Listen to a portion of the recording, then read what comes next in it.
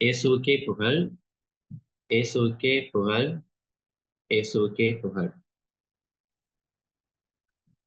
ஆம் சகோதர சகோதரிகளே, இன்றைய நாள்ல இந்த நற்செய்தி, இன்றைய வாசகங்கள் இரண்டையுமே ஆஹ் நாம் பார்க்கிறப்ப ஒரு ஒரு ஆழமான ஒரு விஷயத்த இன்றைய நாள்ல நம்ம எல்லாருக்குமே கற்றுத்தருது.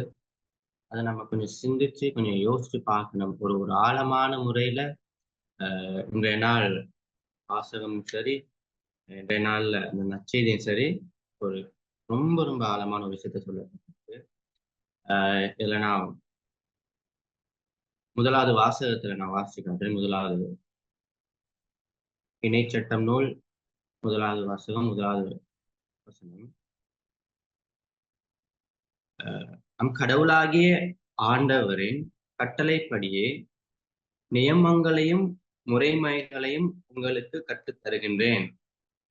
எனவே நீங்கள் போய் உரிமையாக்கிக் கொள்ளும் நாட்டில் அவற்றை பின்பற்ற வேண்டும். இதை யார் சொல்றான்னு பார்த்தா மோசே தான் அந்த சொல்றாரு. ஆண்டவருடைய கட்டளைகளையும் அதோட நியமங்களையும் நமக்கு தாராரு. நாம அதை கடைபிடித்து வாழணும்னு சொல்லி சொல்றாரு. மோசே நமக்கு இந்த 10 கட்டளையை கொடுத்தாருன்னு ஆண்டவர் அந்த 10 கட்டளைகளை கொண்டாந்து தந்தாரு. 10 கட்டளைன்னு சொல்லப்படுறப்ப இந்த 10 கட்டளைகளையும் ஒரு 2 கட்டளைக்குள்ளால உள்ளடக்கிட்டாங்கன்னு. அது என்னன்னு பார்த்தோம்னு சொன்னா, எல்லாவற்றுக்கும் மேலாக கடவுளை அன்பு செய்யறது, இது 1வது கட்டளை. 2வது கட்டளை என்னன்னு சொல்லி பார்த்தா, நாம நம்மளை எப்படி அன்பு செய்யறோமோ அதே மாதிரி அடுத்தவரை நம்ம அன்பு செய்யணும். இது 2வது கட்டளை. அந்த 10 கட்டளைகளையும் இந்த 2 கட்டளைக்குள்ளால உள்ளடக்கி வச்சிருக்கிறாங்க. இப்ப அந்த கட்டளைகளை சரியா ஃபாலோ பண்ணி வாழ்ந்தவர் சொன்னாதான், அதை கடைபிடித்து வாழ்ந்து இறைவனோட இருக்கிறவர் சொன்னாதான் நம்முடைய ஆண்டவர் இயேசு கிறிஸ்து. அவரது அதை சரியா கடைபிடித்து வாழ்ந்து அதன் ஆண்டவருடைய கட்டளைகளின்படி வாழ்ந்து ஆண்டவரோடு இருக்கிறாருன்னு சொல்லுங்க.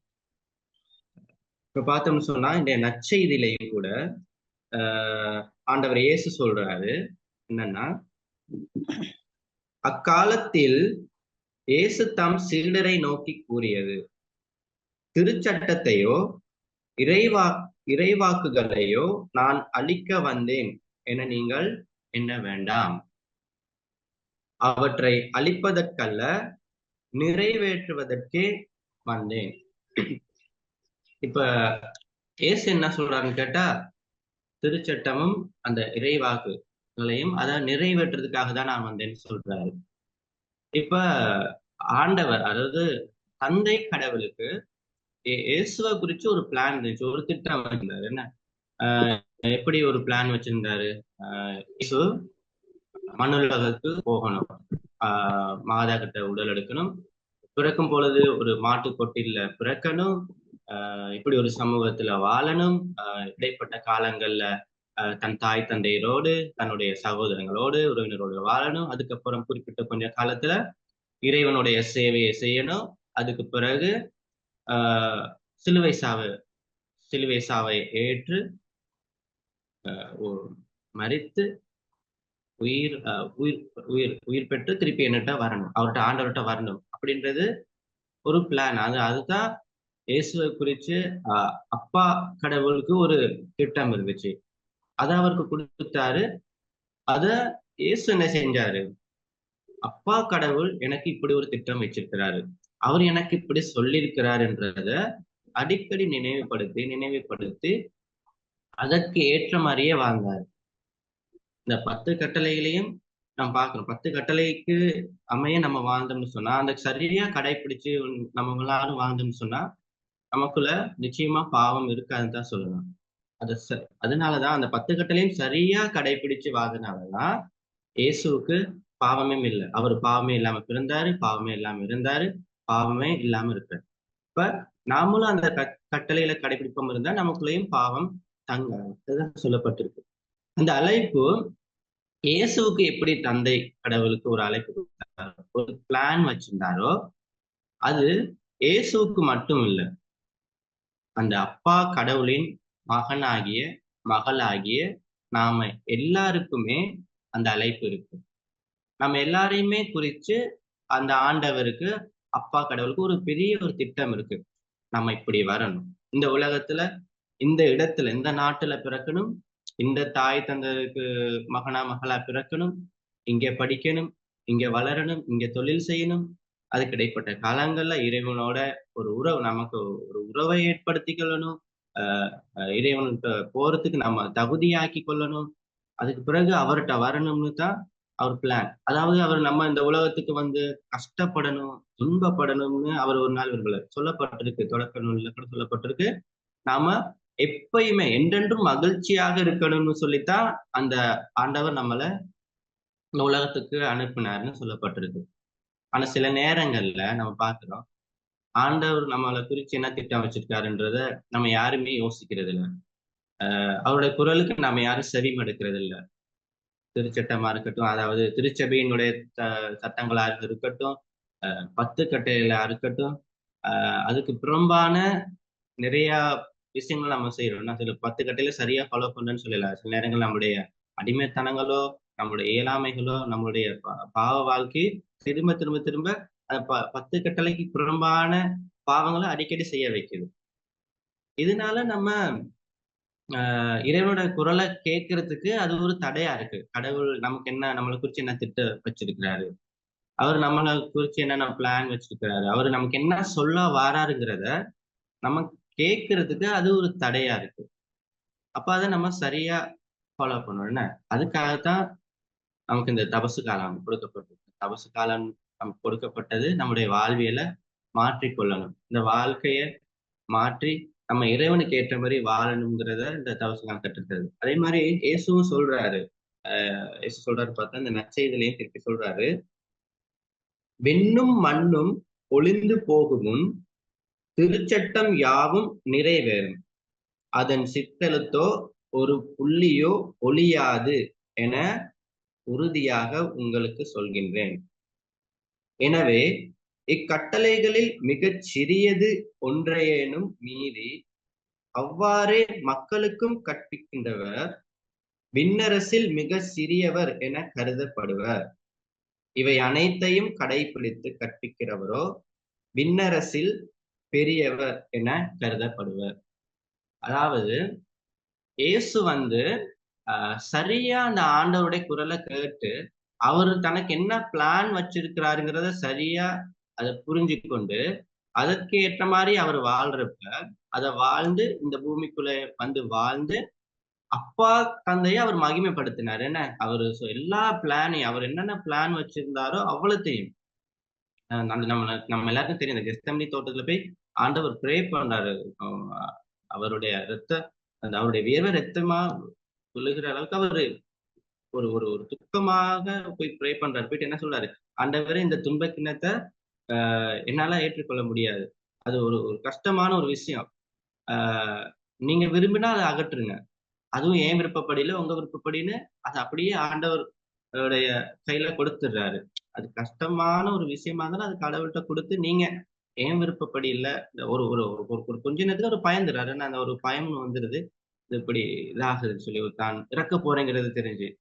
ஆனால் அதை கூட ஆண்டவர் என்ன சொல்றாரு, ஏன் விருப்பப்படியில உங்க விருப்பப்படின்னு சொல்லிடுறாரு. ஆனா அப்பாவுடைய பிளான் அப்படி இறந்து வரணுங்கிறது அவருடைய திட்டம். அதை அப்படியே நிறைவு செஞ்சாரு. ஒரு இடத்துல அப்படி ப்ரே பண்ணி அவர் கேட்டாலும், மன்றாடி கேட்டாலும் கூட உம்முடைய விருப்பப்படி செய்யுங்கன்னு ஒப்படைச்சப்ப அந்த இடத்துல ஆண்டவர் அவர் மகிமைப்படுத்துறாரு. இயேசு ஆண்டவர் இயேசுவை மகிமைப்படுத்தினதாலதான் இன்னைக்கு ஆண்டவர் நமக்கு மத்தியில் ஒரு உதாரணமா, அவர் எடுத்துக்காட்ட இந்த உலகத்துக்கே கடவுளாக இருக்கிறார். இயேசுவுக்கே புகழ், இயேசுவுக்கே புகழ், இயேசுவுக்கே புகழ். அதே மாதிரி இந்த இந்த நற்செய்தியிலே முதலாவது வாசகத்திலையும் பாருங்க சொல்லப்பட்டிருக்கு. என்னன்னு சொன்னா 4:9 வசனம் கூட, கவனமாய் இருங்கள், கவனமாய் இருங்கள், உங்கள் கண்களால் நீங்க கண்ட அனைத்தையும் மறந்து போகாதபடி உங்கள் இதயங்களில் காத்துக் கொள்ளுங்கள். உங்கள் வாழ்நாள் முழுவதையும் நீங்கள் அவற்றை மறக்க வேண்டாம். உங்கள் பிள்ளைகளுக்கும் பேர பிள்ளைகளுக்கும் இவற்றை எடுத்து கூறுங்கள். என்ன சொல்லப்பட்டிருக்கு? ஆண்டவர் நமக்குன்னு ஒரு திட்டங்கள் வச்சிருக்கிறார், நமக்குன்னு ஒரு பிளான் வச்சிருக்கிறாரு. அதை நம்ம வாழ்ந்து காட்டணும். அததான் இயேசு செஞ்சாரு. என்ன, அந்த ஒரு சிற்றெழுத்தோ ஒரு புள்ளியோ மாறாதுன்னு சொன்னாரு. அதன்படி எப்படி அப்பா தந்தை இயேசுவை குறிச்சு ஒரு ஒரு பிளான் திட்டம் வச்சிருந்தாரோ அதுல ஒரு புள்ளி கூட மாறல. என்ன, அவர் என்ன நினைச்சாரோ அப்படியே அவர் வாழ்ந்தார் இந்த உலகத்துல. அதே மாதிரி நமக்கு வச்சிருக்க அந்த பிளான சரியா தெரிஞ்சுக்கொண்டு, கடவுள் நமக்கு என்னென்ன பிளான் வச்சிருக்காருன்னா அதை அறிஞ்சு கொண்டு அதன்படி நம்மளும் வாழணும். அதே மாதிரி நம்மளுடைய அடுத்த தலைமுறையினருக்கும் நம்ம கற்றுக் கொடுக்கணும், அவங்களையும் அப்படி வாழ வைக்கணுங்கிறத சொல்லப்படுது. அதை நம்ம அப்படியே நம்ம மட்டும் வாழ்ந்து நம்ம மட்டும் அந்த சந்தோஷத்தை பெற்று போறது இல்ல. அதை அடுத்த தலைமுறையினருக்கு நம்ம சொல்லி கொடுக்கணும். அது அடுத்த தலைமுறைக்கு சொல்லி கொடுத்து நம்ம அப்படியே எடுத்து சொல்லணும்னு தான் இந்த நாள்ல அந்த 2 வாசகங்களா அந்த ஒரு ஆழமான ஒரு விஷயத்த கனெக்ட் பண்ணி சொல்லப்பட்டிருக்கு.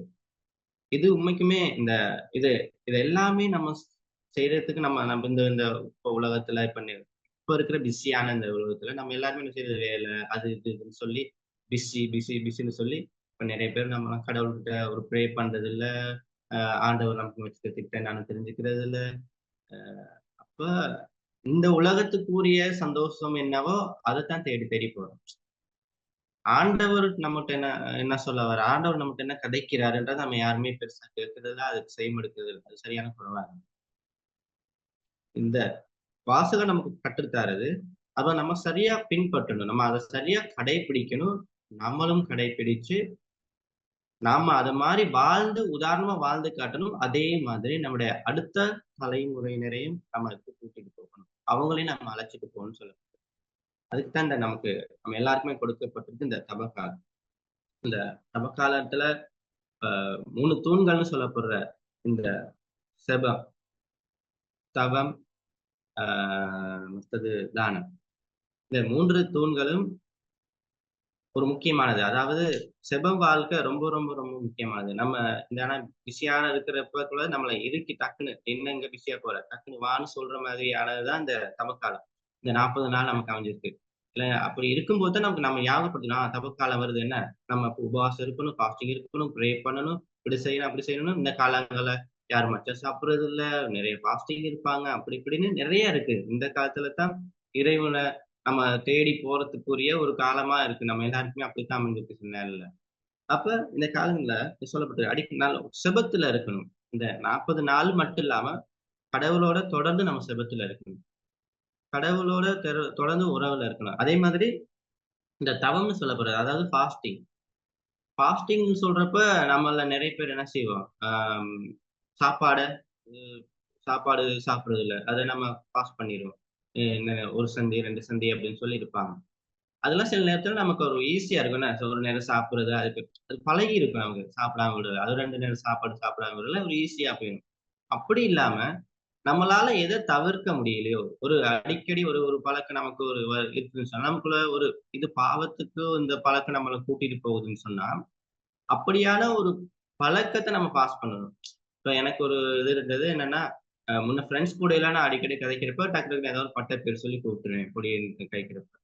அப்ப அது ஒருத்தனை 2 பேரை கூப்பிட்டது போற எல்லாரையும் கூப்பிடுற மாதிரி, யாரெல்லாம் சந்திக்கிறோனோ யாரெல்லாம் ஃப்ரெண்டு மாதிரி கதைக்கணும் அவங்ககிட்ட என்ன சொல்ற மாதிரி இருந்துச்சு. அப்ப நான் யோசிச்சேன், இது கூடாது. ஏன்னா எல்லாருமே ஃப்ரெண்டா இருக்கிறவங்க எக்ஸெப்ட் பண்ணிக்குவாங்க, எல்லாருமே அப்படி எக்ஸெப்ட் பண்ணிக்க மாட்டாங்க. அப்ப நான் யோசிச்சேன், இது இந்த வார்த்தை நமக்கு சரியா நல்லது இல்லை, இதை நம்ம மாத்திக்கணும் அப்படின்றப்ப இப்ப நான் அவங்ககிட்ட எல்லாம் கதைக்கும் போது பிரேஸ் தி லார்ட் சொல்லி கழிச்சிருது. அந்த பட்ட பேர் வராது, முன்னுக்கு பிரேஸ் தி லார்ட் சொல்லி அதுக்கப்புறம் கதைப்பேன். அப்ப நான் அந்த விஷயத்த நான் பாஸ் பண்ண நான் பழகிட்டேன். சாப்பாடு மட்டும் இல்லாம இதை நம்ம பாஸ் பண்ணணும். இப்படியான விஷயங்களை, இப்படி வர வார்த்தைகளை தவிர்த்து அதுக்கு பதிலா இன்னொரு நல்ல விஷயம், கடவுள் சொல்ற ஒரு விஷயங்களோ கடவுள் சொல்ற வார்த்தைகளோ அதுல போட்டு நம்ம அதை மாற்றிக்கொள்ள பழகணும். அதே மாதிரி தானம். தானம்னு சொல்றப்ப நம்ம யாரும் சாப்பாடு இல்லாதவருக்கு சாப்பாடு கொடுக்கணும் அப்படின்னு இந்த சொல்லப்பட்டிருந்த கிட்டத்தட்ட அதுவும் தான் சாப்பாடு இல்லாத ஒரு உணவு கொடுக்கறது தான் இப்ப சொல்லப்பட்டிருக்கு. அந்த 2வது கட்டளை ஏன்னா அந்த 10 கட்டளையையும் 2 கட்டளையா உள்ளடக்கி அந்த 2வது சொல்லப்பட்டிருக்க கட்டளை.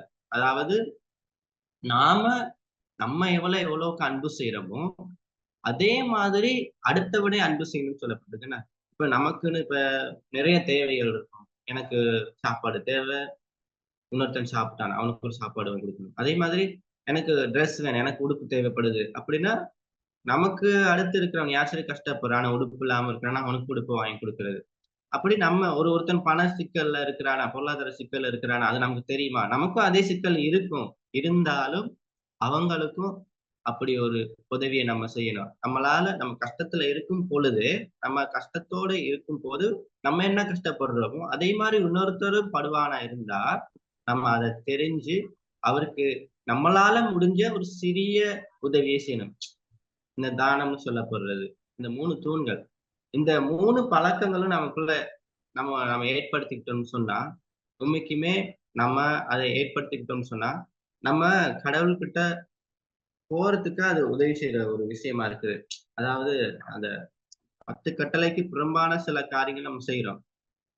நம்ம முடிஞ்ச அளவுக்கு அதை நம்ம கடைப்பிடிக்கணும். அதே மாதிரி இந்த 3 தூண்களையும் நம்ம கடைப்பிடிச்சு வாழும் பொழுது கூட, அதை நம்ம சரியா செஞ்சோம்னா கூட, கடவுள்ட்ட நம்ம போறதுக்கு, அவருடைய குரல நம்ம கேட்கிறதுக்கு, அவர் நமக்கு இன்னும் என்ன திட்டம் வச்சிருக்காருன்னு நம்ம தெரிஞ்சுக்கிறதுக்கு, ஒரு ஈஸியா அமையும். ஒரு ஒரு இலகுவா அமையுங்கிறத, இன்றைய நாள்ல இந்த நற்செய்தியும், இந்த தவக்காலத்தினுடைய இந்த 3 இந்த தூண்களும் கூட நமக்கு இத வடிவா நமக்கு கற்றுத் தருது. இயேசுவுக்கே புகழ், இயேசுவுக்கே இயேசுவே புகழ், இயேசுவுக்கே அன்பும் இரக்கம் நிறைந்த ஆண்டவரே, இந்த அருமையான இந்த நாளை எங்களுக்கு கொடுத்தமைக்காக நன்றி ஆண்டவரே. இன்றைய நாளில் ஆண்டவரே, நீர் எங்களுக்கு கற்றுத்தாரும். எங்களுடைய வாழ்க்கையில ஆண்டவரே, நீர் இந்த உலகுக்கு எதற்காக எங்களை நீர் அனுப்பினீர்? எங்களுக்கென்று நீர் என்னென்ன திட்டத்தை நீர் வைத்திருக்கிறீர் என்பதை நாங்கள் தெரியாமல் ஆண்டவரே, நாங்கள் அலமோதிக் கொண்டிருக்கிறோம். சில நேரங்களில் ஆண்டவரே, எங்களுடைய வாழ்க்கை வேறு திசைகளுக்கு போய் விடுகிறது ஆண்டவரே. இந்த உலகத்துக்கு ஏற்ற வகையில் ஆண்டவரே, எங்களுடைய வாழ்வு வாழ்ந்து கொண்டிருக்கிறது ஆண்டவரே. ஆம் ஆண்டவரே, அவ்வாறான சில வாழ்க்கையை விட்டு ஆண்டவரே, நாங்கள் உம்மிடம் வருவதற்கு, நாங்கள் உம்முடைய கரங்களை பிடித்துச் செல்வதற்கு நீர் எங்களுக்கு ஞானத்தை கொடும் ஆண்டவரே. இந்த நாட்கள்ல ஆண்டவரே, நீங்கள் எங்களுக்கு என்னென்ன கற்றுத் தரணும்னு நினைக்கிறீங்களோ, எங்களுக்கு என்னென்ன சொல்லணும்னு நினைக்கிறீங்களோ ஆண்டவரே, அதை நாங்கள் கேட்கக்கூடிய, உம்முடைய குரலை நாங்கள் செவிமடுக்கக்கூடிய அந்த ஞானத்தை, அந்த அறிவை, அந்த பக்குவத்தை ஆண்டவரே, நீர் எங்களுக்கு கொடுத்து வழிநடத்தும்படியாக கொண்டாடுகிறோம். Amen. Praise the lord. Praise the lord. Praise the Lord.